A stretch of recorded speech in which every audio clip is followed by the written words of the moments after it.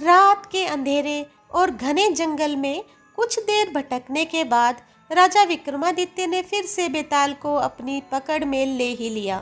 बेताल ने हर बार की तरह कहानी सुनाने और सवालों का सिलसिला जारी रखा। बेताल ने कहानी सुनाना शुरू किया। एक समय की बात है, मिथिलावती नाम का एक नगर था। वहाँ गुणदीप नाम के राजा का शासन चलता था। राजा से मिलने के लिए रोजाना दूर दूर से लोग आया करते थे। एक बार उनसे मिलने और उनकी सेवा करने के लिए किसी राज्य से एक युवक आया। युवक ने राजा से मिलने की बहुत कोशिश की, लेकिन वो राजा से मिल नहीं पाया। अपने साथ युवक जो भी सामान लाया था वो सब भी खत्म हो गया था।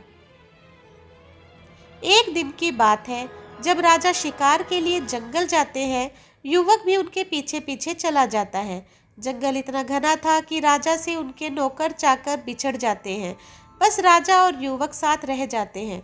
जब राजा जंगल की ओर आगे बढ़ने लगते हैं तो युवक उन्हें रोकता है। राजा उसकी तरफ देखते हुए कहते हैं, तुम इतने कमजोर क्यों लग रहे हो? युवक जवाब देता है, राजन, यह मेरा कर्म दोष है।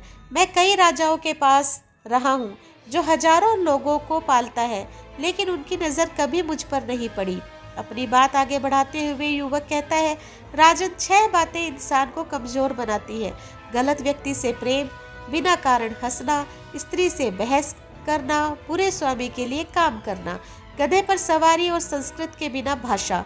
इसके अलावा 5 चीज़ें आयु, कर्म, धन, विद्या और यश व्यक्ति के जन्म के साथ ही विधाता उनके नसीब में लिख देते हैं। जब तक कोई पुण्य करता है तब तक उसके पास सेवन करने के लिए बहुत से दास होते हैं। जब पुण्य कम हो जाता है तो भाई ही भाई का दुश्मन बन जाता है। लेकिन राजन, स्वामी की सेवा का फल किसी न किसी दिन जरूर मिलता है। युवक की इन बातों का राजा पर बहुत असर हुआ। थोड़ी देर बाद दोनों नगर को लौट आए। राजा उस युवक को नौकरी पर रख लेता है। कुछ दिन बाद युवक किस काम से बाहर जाता है, उसे रास्ते में एक मंदिर दिखाई देता है। वह अंदर जाता है और वहां स्थापित देवी की पूजा करता है। फिर वह बाहर आता है तो उसे वहां एक सुंदर स्त्री दिखाई देती है। युवक उस स्त्री पर मोहित हो जाता है। वह स्त्री युवक से कहती है, तुम पहले इस कुंड के पानी में स्नान करो, फिर तुम जो कहोगे वो मैं करूंगी। स्त्री की बातें सुनकर युवक कुंड में उतरकर गोता लगाता है। गोता लगाते ही वह अपने नगर पहुंच जाता है। फिर वह राजा से मिलकर सारी बात बताता है। युवक की बात सुनकर राजा बोलते हैं, मुझे भी वहां ले चलो, मैं भी वह चमत्कार देखना चाहता हूँ। फिर दोनों घोड़े पर बैठकर मंदिर की ओर चल देते हैं। मंदिर पहुंचकर वो दर्शन करते हैं और जब बाहर निकलते हैं तो उन्हें वहां एक स्त्री मिलती है जो राजा पर मोहित हो जाती है। स्त्री राजा से कहती है, आप जो कहोगे मैं वही करूंगी। यह सुनकर राजा कहता है, तुम इस सेवक से शादी कर लो। राजा की बात सुनकर स्त्री कहती है, मुझे तो आप पसंद हो। फिर राजा उस स्त्री से कहते हैं, सज्जन इंसान जो कहता है उस बात को निभाना भी है, इसलिए तुम्हें अपनी बात का पालन करना चाहिए। फिर उस स्त्री और युवक का विवाह हो जाता है।